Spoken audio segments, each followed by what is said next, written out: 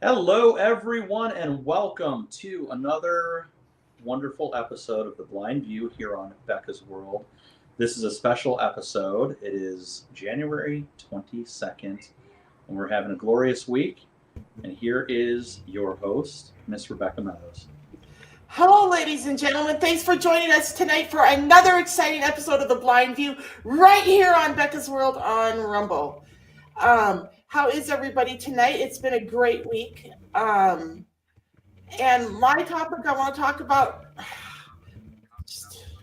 what I want to talk about tonight is guardianships and how they come about and what they mean and stuff like that, guys, because I have a lot of experience in this field and with what's going on with Wendy Williams right now. I just relevant. Do you guys mind if I just jump in on this or? Yeah, sure. Hi, everyone. Oh, Welcome to the show. We're all here again this wonderful week. Week of presidential inauguration. I'm sure we'll cover this topic, but yeah. So Hi, everybody. Brandon Miller here as well. And yes, indeed, it is a wonderful, momentous, truly, literally, no hyperbole included, historic week. So I am happy to be here. But to answer your question, Becca, no, I do not have a problem with you. But could you please give me some background on who the person is you are talking about? that's what I said earlier. Wendy Williams she's an older lady. She's like in her 70s, I believe. And Okay. she was an actress for a long time. She was a renowned talk show host for a long time. I'm not sure about her politics, if where she stands politically, but the point is she's an American. She's a woman, like a strong woman that's done a lot with her life, and she's a human being and she's entitled to certain rights in this country. And I have a big problem with her guardianship, just like I did my own guardianship and the guardianship of several other women that I've known who are locked under these things. And mostly my problem with them is how unconstitutional these things are and how underhanded these people are when they drag women in off the street into court to lock them under these guardianships. And I say women because I've been studying these things for like 20 years, right? I was locked under one for 15 years. I've been studying them for like at least 20 years, right? And I have to tell you, like every person I've met who's locked under one of these things, every one of them's a woman. I haven't met a single man who's locked under one of these things. And so I really feel like these are just a sexist trap that these lawyers use to take the property and freedom away from women. And it really drives me crazy. And here's another instance of it. Once again, another victim of guardianship abuse. And it's a female, right? And I say guardianship abuse because even if Wendy Williams is having some cognitive delays, she's still a human being entitled to the same constitutional rights we all are.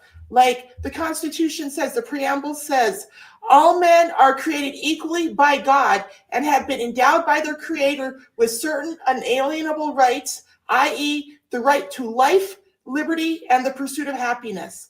And then the Constitution goes on to list specific amendments, specific rights that we are guaranteed as Americans. And the thing is, when they lock innocent Americans under these guardianships, they instantaneously strip all those rights away. And I think it's so wrong. You know what I mean? Just because a person has a momentary or a period of some weakness, it's so wrong to take their personal liberties away from them for the rest of their life. And I'm speaking from experience. And so, and I agree that there are people who fall very ill and who need some structured help and guidance. But these guardianships, the way they currently operate and the way they're currently listed in the law is wrong. The guardianship statutes, they need to be written because they're so vague. That's how it happens to so many different people like me, people like Britney Spears, people that it's not really appropriate for, right? And so even though there are some people who have this condition that Wendy Williams has, who may need some help taking a person's all their rights away is wrong. And I need to speak up. And I'm not really speaking for Wendy here, but I'm speaking for all victims of guardianship abuse. And I call it abuse because even if, like I said, even if the person is in need of some help, it's never okay to take away all their God-given rights. Well, okay, so but I would just begin this discussion by mentioning this, okay? But you seem to me to be speaking about the legal concept and actions of guardianship as though they are and always have been inherently evil, and I don't think that was the original intent. But you did also indicate, which I appreciate, so I think we should discuss it more, that there are some instances when guardianship may be necessary. Now, I also agree with you, though, that abuse of any kind, not just guardianship, but I mean emotional abuse, verbal abuse, sexual abuse, physical abuse, child abuse, elder abuse of any and all kinds is unacceptable. I agree. But the concept of guardianship, though, I think does have its place, as I think we can probably agree, though, right? For instance, some people shouldn't be parents. Yes, I'm going to go there. I'm going to say that. Some people shouldn't be parents because they're not very good at it. They're really not. They're not very good at it. Their children live horrible lives. Some people should not be parents. And in those cases, for instance, I think guardianship can make a lot of sense. What do you think? I like I said, some people do need guardians, but another thing I want to point out is just like some people need guardians and some people don't need guardians, some people should never be appointed a guardian.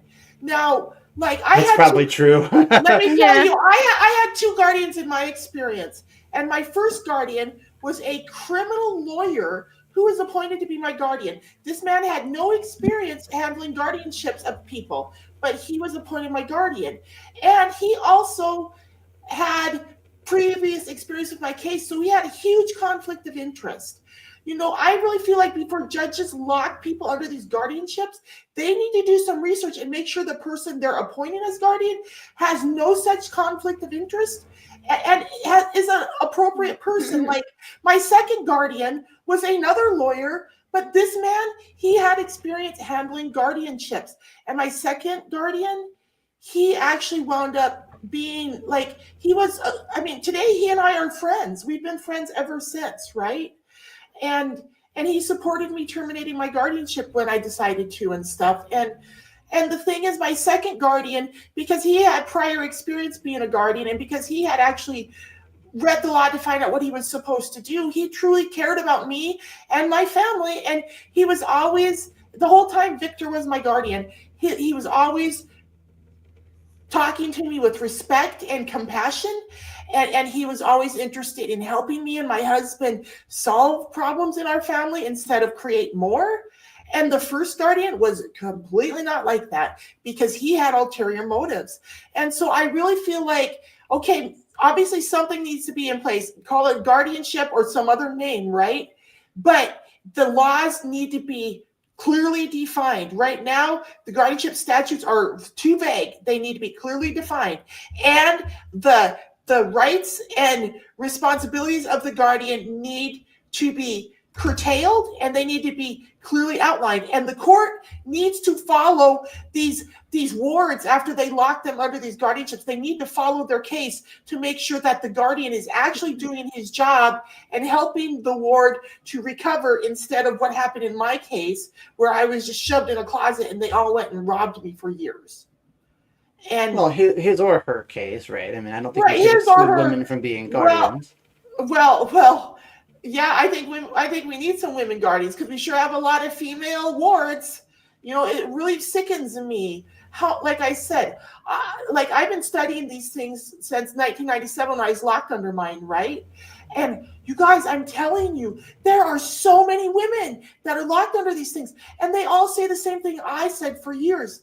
They say, I don't know how I got in this, but I want to get out, But now, wait a minute, though, because you mentioned a famous lady earlier, that being Britney Spears, in addition to this lady that you began talking about, but no, Britney Spears was under, I think, what she called a conservatorship. Is there Okay. are there differences between conservatorships and guardianships? I don't know. There is a slight difference between conservatorship and guardianship when it comes to the legal terms. A conservatorship uh, is specifically guardian over the person's property and assets, and the guardianship part of it is specifically guardianship over the person's person. So, like in my case, they called it guardianship, but on the paperwork, it always said guardianship / conservatorship because they didn't really want to protect my person. That was just an excuse so they could get to protect the money because they wanted to control the money and they wanted to get my money. They didn't really give a shit about me, right? Well, see, but And this could be in your particular example, but think about those people who do get money and they truly are incapacitated and they have problems, and there'll be somebody who'll come around and try to take advantage of them, finding out their weaknesses, like, oh, like, I yeah, can take advantage of you. Yeah. I agree on you. There are, and as I told Brandon, there are people who are in need of such protection. But the problem is the guidelines are so vague; they need to be tightened up. Like the way the statutory guidelines for what qualifies a person as "quote unquote" incapacitated, it needs to be more clearly defined because right now it's so vague. Like Anya or Brandon or even Gino, they could drag Gino into court and label him incapacitated, right? Anybody walking down the street, all they have to do is catch you in a moment of weakness when you're like going through something. Let's say you were just in a terrible car accident, right? I would vote for that, by the way. Yeah, vote for what? Incapacitating myself. But let's say you were just in a terrible car accident and you happen to have a lot of money and somebody recognizes you. They drag you into a courthouse. They have you labeled incapacitated because you're stunned after your car accident, and yet all you really needed was a few days to recover. And the thing is, But they would have to meet the legal definition of incapacitated, though. there is no legal definition of incapacitated. That's what I'm saying. It's very vaguely written. There needs to be a specific definition of incapacitated because these lawyers drag anybody in off the street and they twist some facts and they twist some information and I'm telling you, I was so confused about what was going on. I had no clue what was going on in my case.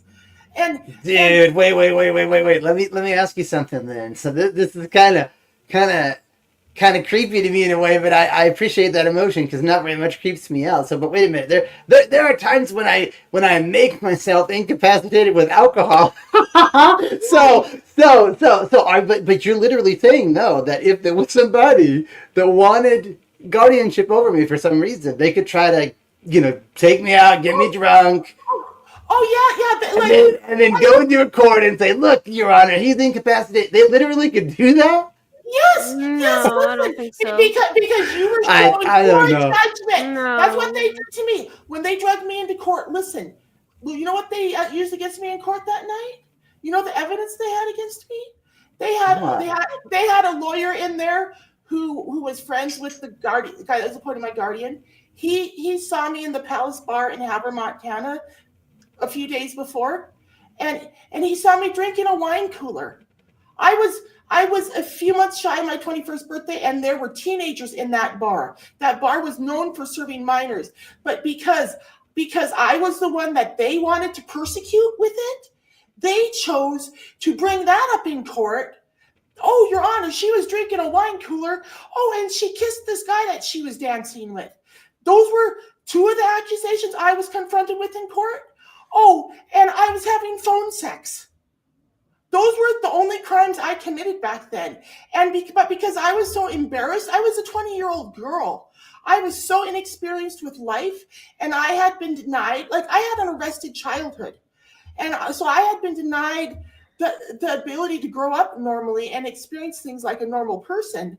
And so here I am, a 20-year-old girl with an arrested childhood, and they literally came to my hotel, dragged me out of my hotel, drugged me into court, and had this guy appointed my guardian. You guys, it was And at the time that they did that, though, you were no longer inebriated at all, right? Right. No, I Even if you were that night, I don't even know if you even were that night. But even if you were that night, when they brought you in, you were not. No, I was no longer inebriated. But Well, I don't know if you ever were inebriated, but yeah, even that night at the Palace Bar, I was drinking a wine cooler. I wasn't getting drunk, but that was part of the quote unquote evidence they use against me in court. And that's the thing about these guardianships. Most of the time, it's a bunch of trumped up, bogus bullshit that they just want to use to take your property and your constitutional rights away from you.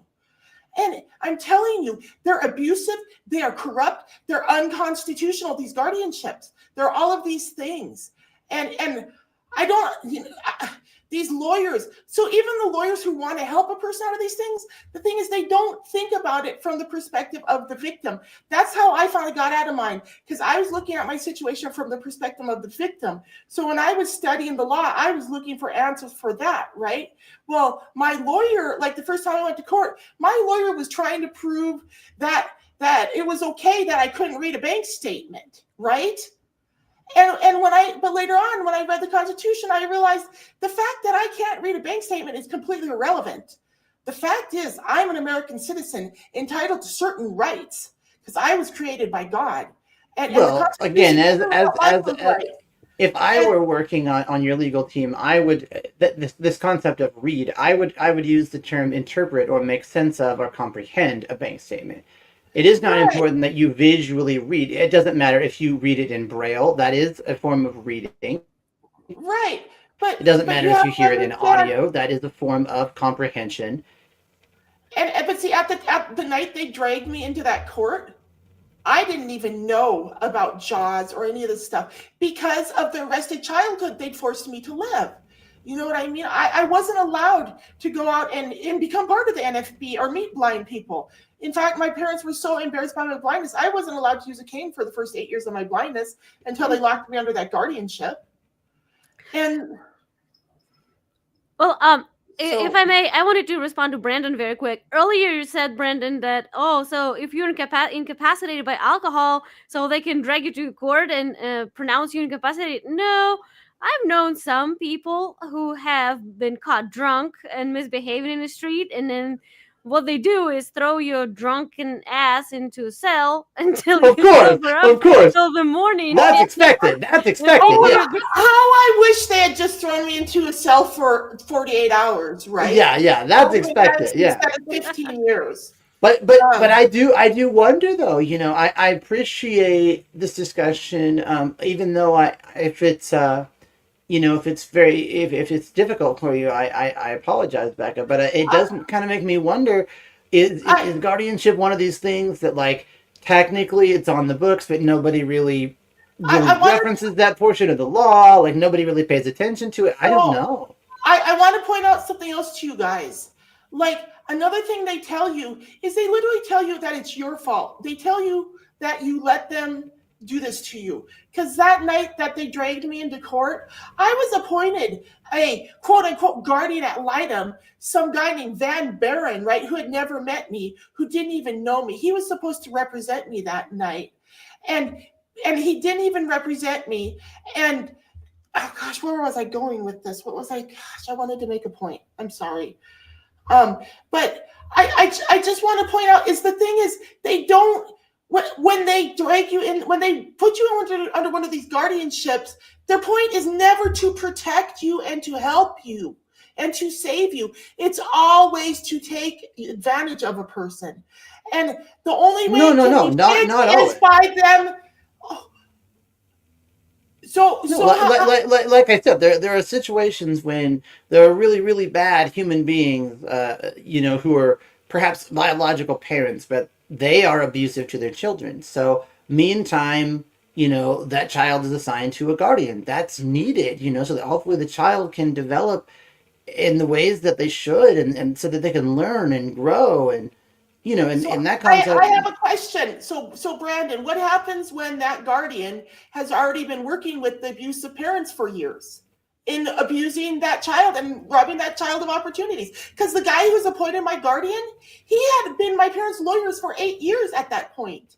And he was in with them denying me my like access to therapy and treatment all those years. The only reason I finally got treatment when I did was because they appointed him my guardian. And what was he supposed to do with me? He was a single bachelor living in Havre, Montana, right? He was a lawyer. So what did he do? He drove me to Missoula, Montana, and locked me in the Community Bridges program the next morning. That's really all he could do with me. But thank God that's what I needed. Because had he done what my parents did, you know what I mean? I would have been screwed. Ladies and gentlemen, please stay with us. We'll be right back after these messages. Hi, it's me, Rebecca S. Meadows, the author, with my new book, Living on Borrowed Time, The Ravings of an Angry Survivor of Traumatic Brain Injury and Guardianship Abuse. It's available on Kindle Digital Download, Amazon Print on Demand, and on Audible. Please go check it out. And now, back to the show. That commercial was right on time. It was promoting one of Becca's books about guardianship abuse. Yeah. Yeah. I mean, and again, I do express my condolences and my apologies to you, Becca. It does sound like you know, would you say were or are? I don't know. I like the term were better, but anyway, you have been subject to victimization and abuse, and I'm sorry for that. Now, I want to be clear. I don't think that needs to define you or your future, although I also recognize that it may be an integral part of your character currently. Let me tell you why I'm so passionate about this, Brandon. You know, there's people who are wrongfully imprisoned and put on death row or given like life sentences, right? And when those people, when a lawyer takes interest in those cases and helps them get justice and get freed, those men and women, I've heard that it's their heart desire to go out and help other people get free after that, right? And ever since the day that I was freed from my guardianship, it's been my heart's desire to help free everybody else who's locked under them. Because when you get locked under one of these, Brandon, it's just like being locked in a prison cell. And I know that sounds crazy, but it is, because you literally can't move around without somebody else's permission. You can't have access to your own property, your own monies without somebody else's permission. You can't, you know what I mean, make any adult decisions without somebody else's decision. Or with somebody told me recently that people that live in monasteries and nunneries, that they also can't even just, I mean, they make the choice to live there, but they can't just go out and go down to Starbucks and get a coffee. I said, oh, no, you can't do that? They said, oh, no. We have to get approval to do that. I said, wow. And something else I wanted to point out, like I was watching a story about Wendy Williams' situation yesterday, and they were interviewing somebody who was talking about how Wendy's living in like this nursing home type place and how they're taking really good care of her. She's got 3 meals, 3 squares a day. She's got all the access to TV she wants and all this, everything's hunky dory. And they're trying to make it sound like she's fine, right? But what if Wendy Williams doesn't want to be there, right?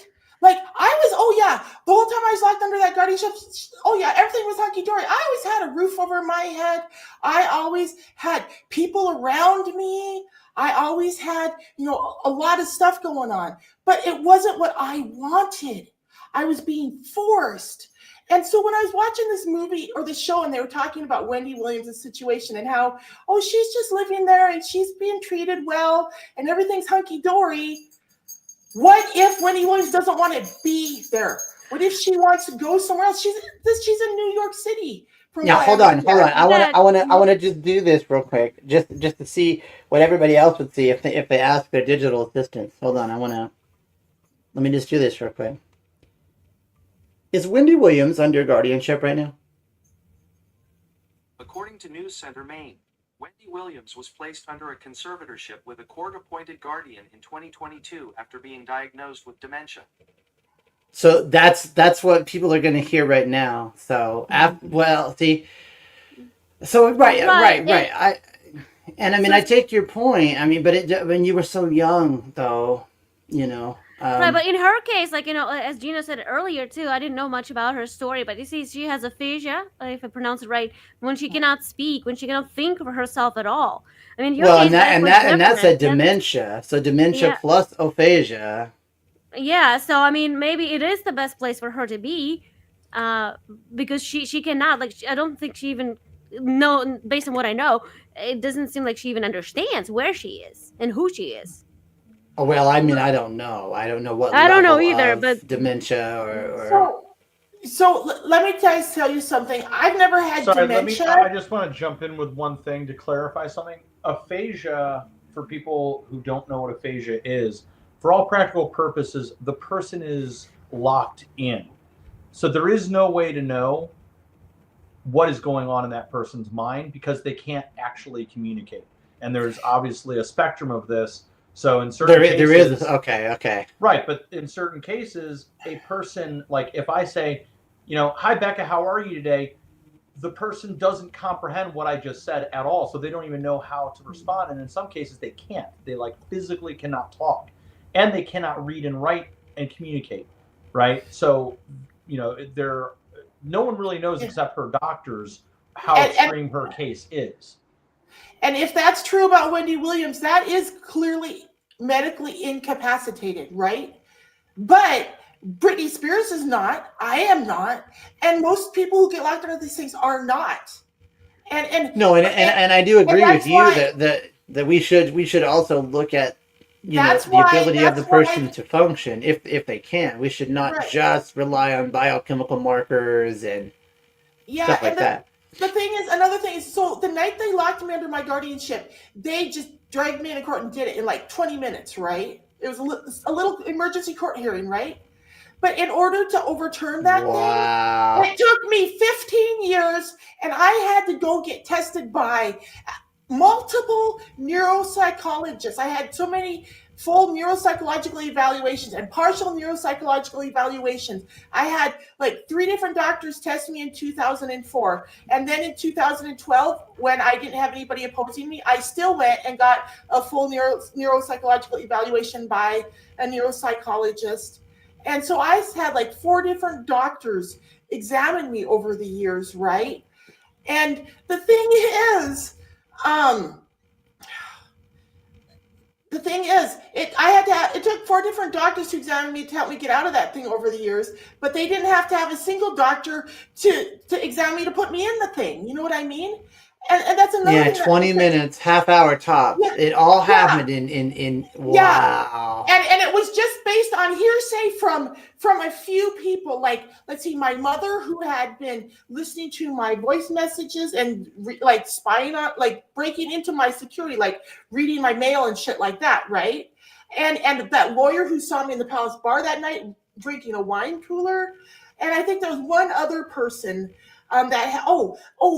yeah, there was one other person there that night too. But it was that kind of shit, right? And that's how they locked me under it. And it took me 15 years and hundreds of thousands of dollars to get out of it. And like I said, I had four professional neuropsychologists examine me over the years, either in full or in partial, right? Just to get out of the thing. Well, now have you ever? And doesn't that seem wrong to you guys?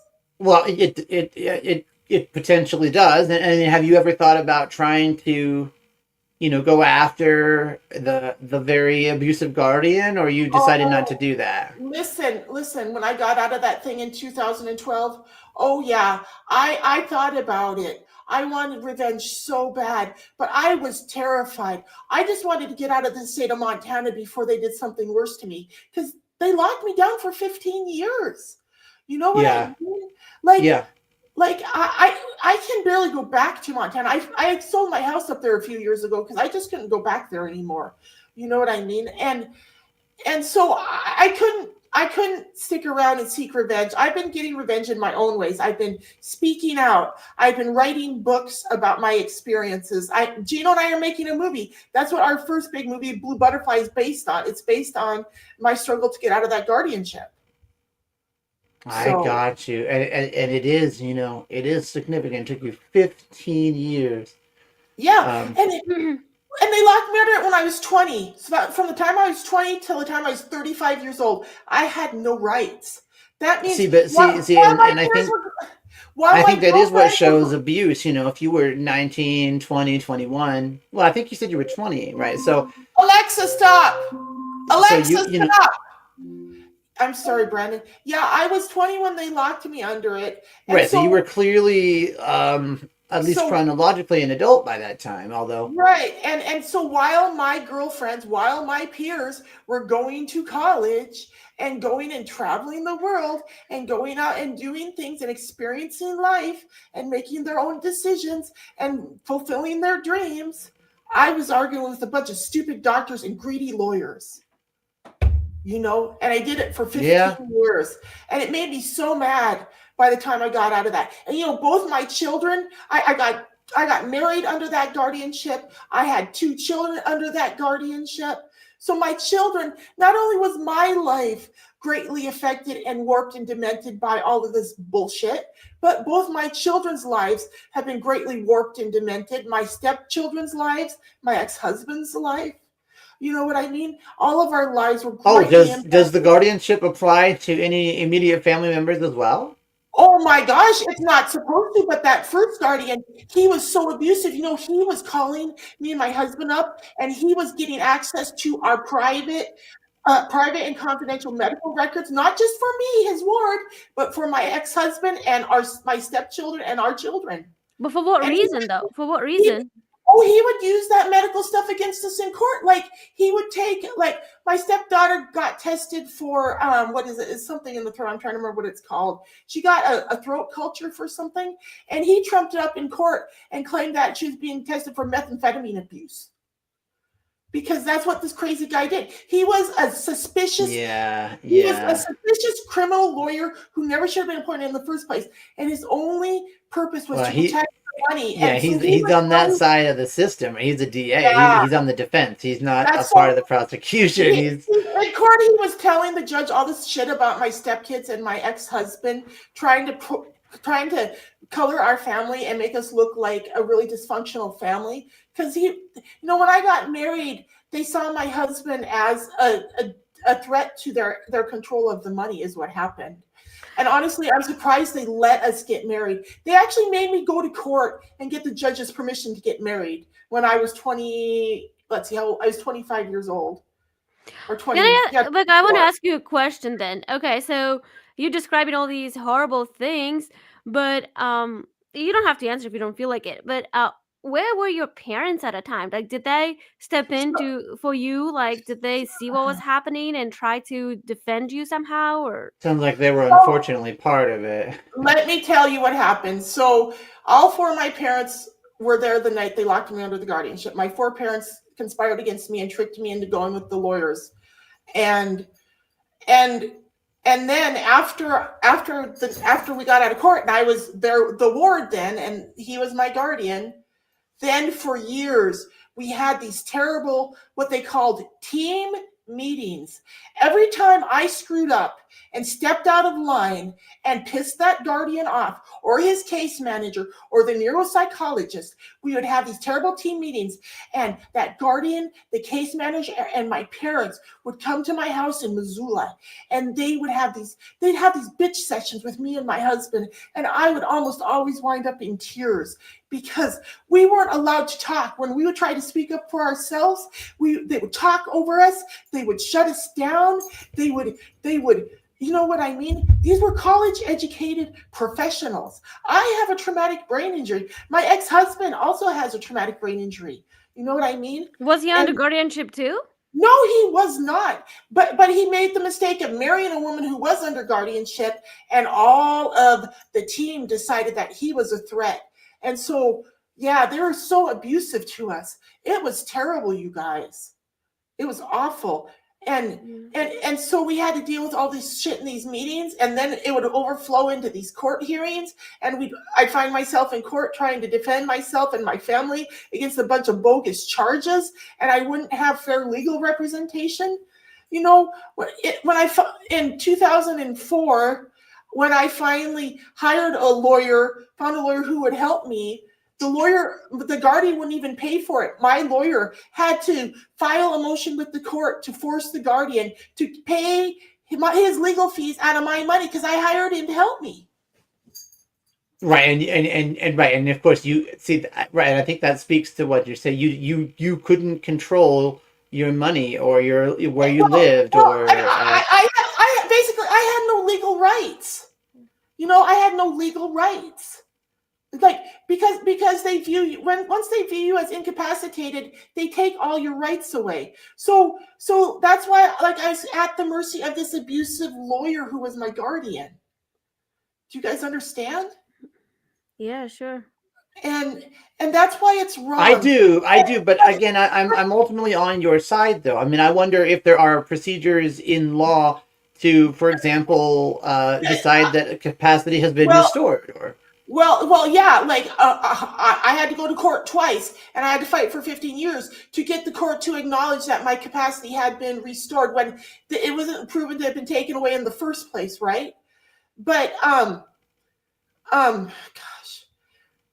there was something I wanted to say. Oh my gosh, I'm so stressed out about this. Oh, Becca, don't be stressed out. Yeah. I wanted to say that's you point out, well, what about people who are in this situation and that situation? That's exactly why something needs to be in place, but the laws need to be changed. They're too vague, and they need to have some kind of guidelines for who can and cannot be a guardian to a person. Because right now, the way that, like I said, it's so vaguely written right now, any quote unquote interested party can make a motion to have another person become their ward. You know what I mean? And so I've literally met people who are locked under guardianship, and their sister-in-law is their guardian, and that sister-in-law's keeping their money from them, right?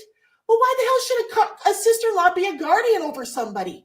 But she took them to court and had it done because she was a quote-unquote interested party. You know what I mean? Right. But in some cases, for example, you're not eligible to open a bank account until you're 18, or you're not eligible to buy cigarettes until you're 18, or you know what I mean. So I was 20, and Britney Spears was how old? Like she was around 22 when they did it to her, and it seems like it's a pattern. Like they do it to mostly women, and they do it to young women. Sure. Yeah, but didn't Britney Spears have some parenting issues too? Like Britney Spears has some parenting issues, right? Like she got in trouble for bad parenting.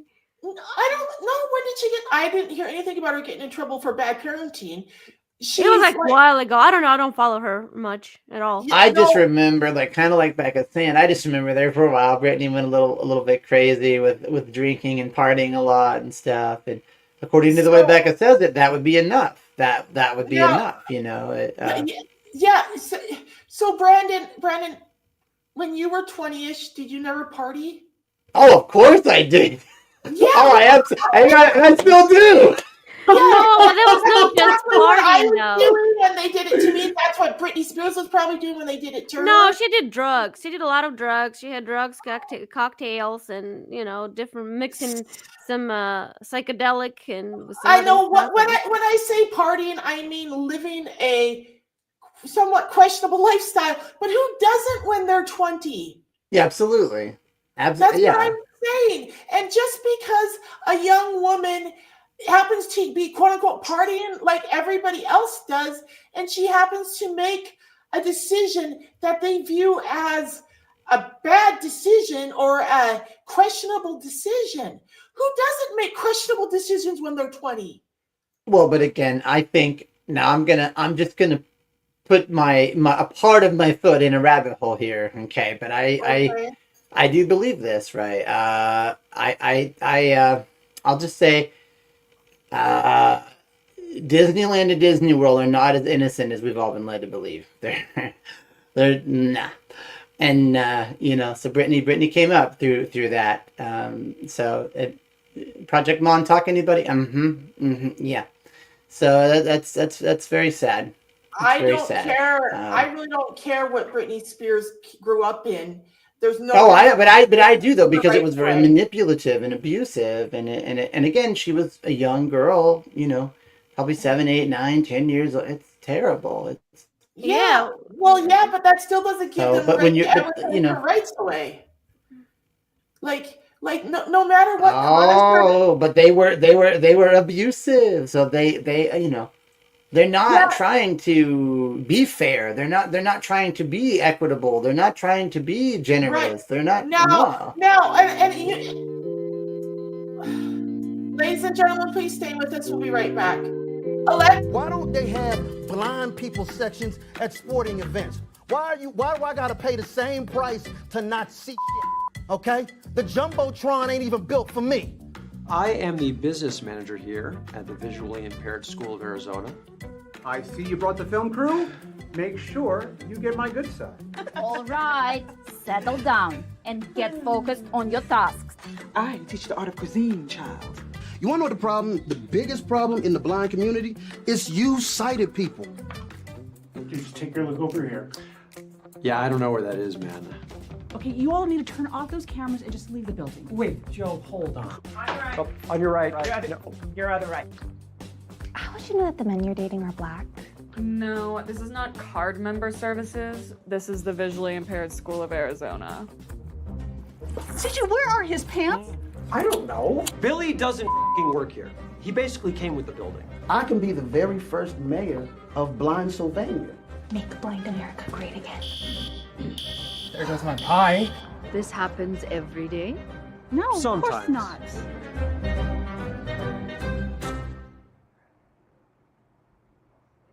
Hey, ladies All and right, gentlemen. so that was the trailer for Don't Look Now. If you'd like more information, please go to don'tlooknowtvofficial.com. And by the way, we are having our premiere here in Arizona this weekend in Chandler, downtown Chandler, Broomview Theater. Yeah, Beck, I was going to say, we've been on this topic for about 40 minutes. I don't know if you want to kind of switch topics, get into some of the good things that happened this week. Yeah, let's do that. I wanted to talk. Are you guys there? Oh yeah. Okay. So what do you guys think about the inauguration on Monday?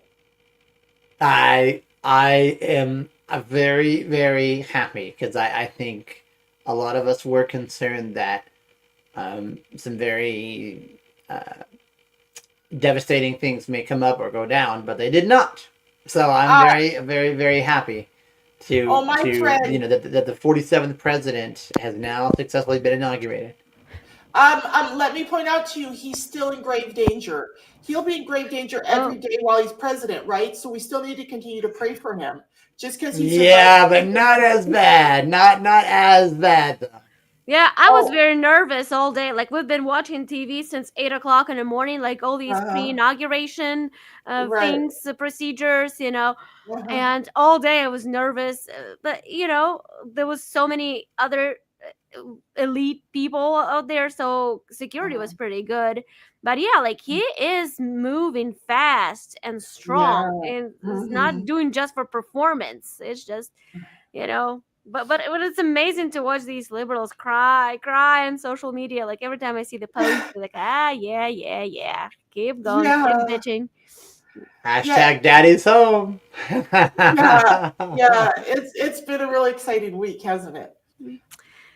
Yeah, I mean, I heard somebody said this, and I will definitely steal and repeat it, that, Trump did more within 12 hours than Biden did for 4 years in his entire administration. And I think it's pretty much true. Yeah. Well, I am very, very excited. Very, very excited. I love what Tom Homan has already started to do with the border. I'm very, very glad that cartels are now considered criminal organizations. I'm very, very happy with everything that's happened, but it's still early. Aren't they labeled terrorist organizations, or is it now?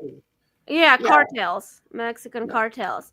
But yeah, it is exciting, but let's not relax too much, because like I said previously more than once, there will be a lot of resistance, and it is already building. There are lots of lawyer organizations and I can't remember what's the name. There's some organization in Los Angeles that was bragging that they conducted over 140 workshops with illegal aliens to teach them about the rights. It's kind of interesting to me because they don't have any rights here. But yet, Oh, girl, we've got a trifecta, though. We've got a Yeah. Republican president, Republican Senate, and Republican House. We can't do much better than that. Yeah, we do. But keep in mind, there's always people who are supposed to enforce this. And we I- need loyal people to do that. We may have a trifecta, but it doesn't matter if these lame Republicans won't start voting for the people for once. You know what I mean? That's true. And I do agree that we shouldn't again get too drunk on the honeymoon wine. We shouldn't. But I think we can imbibe a little bit. That's okay. Yeah. Let's do a little victory dance, have a little victory lap here. Finally common sense is back in the White House. What do you guys think of Vivek stepping down from Doge? Now that is interesting. Well, and then today Elon Musk said, no, they don't have the money about Project Stargate. He's now playing with fire because he's like, no, I have it on great authority that they don't have the money. Be careful, guys. I don't know. I heard rumors that those two just didn't get along because they both have strong personalities. And I like Musk to some extent. I mean, he's done a lot of good. But I also hear that he is not as great as he wants to portray himself to be. And then he doesn't take any criticism. So, again, I'm just repeating the rumors from the bloggers who I read. Nobody knows. But I'll point out that OpenAI, which Sam Altman is the CEO of, is not open any longer. So that's kind of a little bit shady. Having a name like that, OpenAI, when you're totally closed source, that's a little bit shady. I haven't heard that. Oh yeah. It used to be that Chat GPT and stuff was open source. That means anybody can look at the code and suggest improvements or suggest enhancements. You can't do that anymore. Oh, the company is still called OpenAI, but it's not open source anymore. So do either of you use any of this AI stuff? No, I when it first came out in like April 2023, right? ChatGPT and Google, back then it was Bard, now it's Gemini. But I always played more with Bard and now Gemini and plus on the Android platform, I've heard that ChatGPT isn't very accessible. ChatGPT is not accessible. On Android. Not on Android. I think it is better on iOS. I don't really know though. I can't say that with certainty because I'm just not like a crowd pleaser. Like everybody knows AI, ChatGPT, AI, ChatGPT. There's a lot of other helpful AIs out here, guys. ChatGPT ain't the only game in town. I like it. I mean, I'm willing to try other ones, like you said, Gemini or something else. If you find something cool, share. I would definitely try it. But so far, ChatGPT has worked, and I have free version. I never purchased the like $20 version. And I try pi.ai. Try that one. See what you think. Pi. Do you have a link? Maybe we can send the link later. Yeah. Are there really that many different AI things already? Oh yeah. There's there's at least 20, at least. Oh my gosh, I'm way behind the loop because I've never even tried artificial intelligence once, and I don't plan on it. But it sounds like maybe I better. So I don't. No, you better. It works better than Alexa or Google, at least to me. It does. It works better for doing what though? What can you do with it? Oh, you can do a lot of things. You can. Ask I just have questions. fun with it myself. I just have discussions with it and. Yeah, you can ask questions. You can have it do research for you. You can ask it to write something for you. I don't think it's gonna write you a book, but when I do my Spanish stuff, there are ones that do actually. Oh, actually, Anya, there are people who think they can write and publish books with this artificial intelligence nonsense. Of course, yeah. Oh, I think they can. Yeah. Oh, and as an author, someone who's thought about and written several books, it really irritates me that there's people out there right now who are quote unquote publishing books with AI, writing books with AI. I understand. Yeah. That's why they want people not to think. The think about scholars. Think about lawyers. Oh, So you might want to go back to school, guys, because AI can do it a lot faster and Yeah, but how almost as good, if not better than. How thought provoking do you think a manuscript, a whole book can be that's written by AI, though? You know what I mean? Depending on the data set it's trained on, very, very, very, Really? engaging. Oh yes.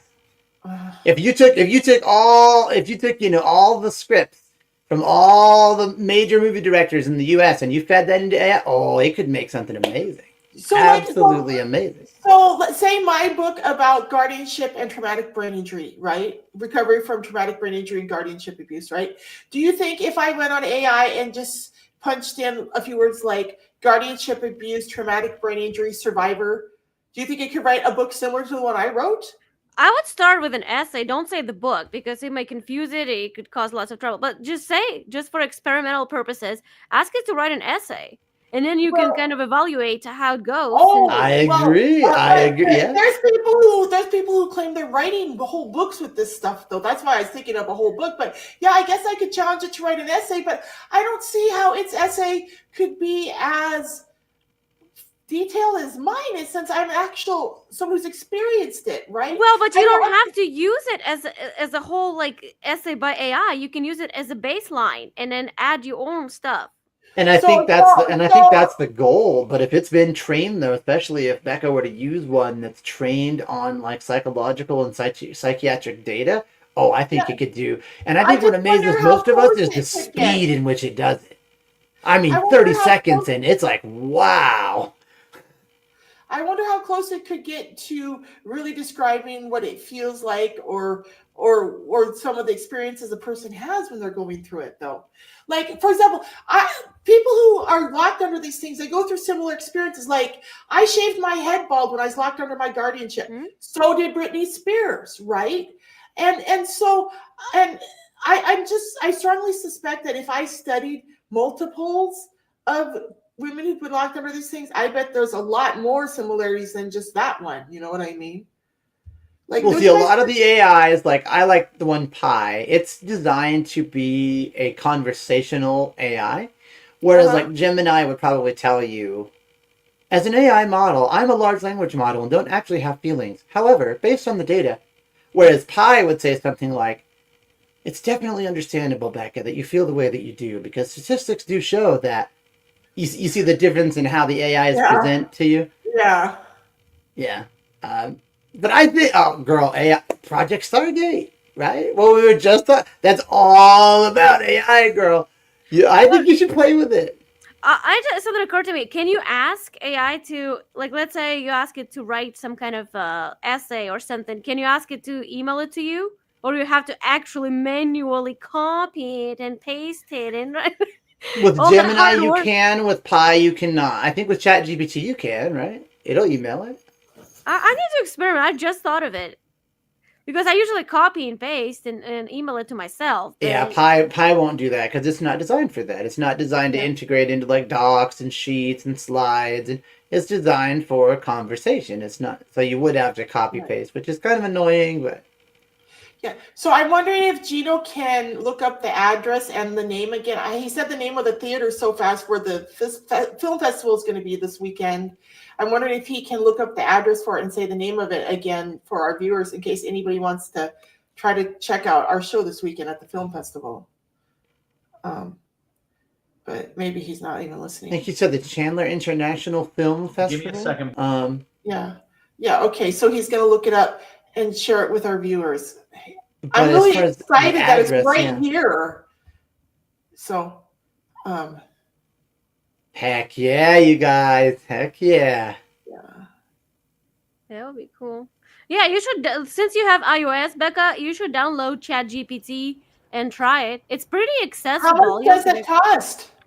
So the theater by Becca. So the location for all of our listeners, anybody that wants to meet us and watch Don't Look Now on the big screen, it is the Look Dine-In Cinema in Chandler, 1 West Chandler Boulevard, Chandler, Arizona. It's downtown Chandler on the corner of West Chandler and Arizona. And what time is our block on Saturday? Our screening is going to be January 25th, Saturday, and we're in the 3 to 5 p.m. block. So there's going to be like five total projects screened. Yeah. You can get tickets on Eventbrite. Okay. But I don't know if it's already sold out our screening. Right. Yeah, we'll have to see. I think I've actually heard of them. Do you guys like them, Eventbrite, as a company? I did. Because I just asked that because I know there's a lot of Huh? Oh, sorry. I was saying that I think we used them to. Okay, when Michael Knowles, you know who that is? The Daily Wire guy. So he came to where I live and in Kansas. We unfortunately did not make it because it was so crowded. The tickets were free, but the line was so big, and then they reached the capacity before we were even close to the door. Wow. But the event, the tickets we got through Eventbrite, so it was pretty painless. Well, I just know there's been in the music industry a lot of controversy about like Ticketmaster and Live Nation because they do this surge pricing where they know like, oh, Alexa, this is a stop. really big artist. We're gonna jack the prices way up. Yeah. But Eventbrite, yeah, I think I've heard of Eventbrite before. Yeah, they're gonna junk your email after you deal with them once. You're gonna get emails from them. Doesn't that always happen though, guys? Every time you do business with a new company, you give them your email address. Next thing you know, you're getting barraged with emails. It irritates me. Yeah, they all everywhere you go, you create an account. They always need your email. That's why. That's why I have junk email. I mean, when I go somewhere that I'm not gonna use constantly, just for one-time deal, I put my junk email, and if you need to get a confirmation or blah blah blah, and then after that, you can send me all you want. I don't even hardly check that email. Right. Yeah. All right. Okay. Well, ladies and gentlemen, if you want to email me, you can email me at beccameadows76@gmail.com. And please be sure you're subscribed to us here on Rumble or whatever platform you happen to be watching us on. Thank you, ladies and gentlemen. Please tune in next time. Have a great day. Bye, everyone. Bye. Thank you, everyone.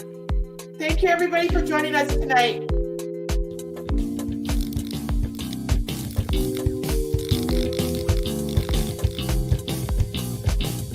Thank you for watching Becca's World. Please like, share, and subscribe to my channel.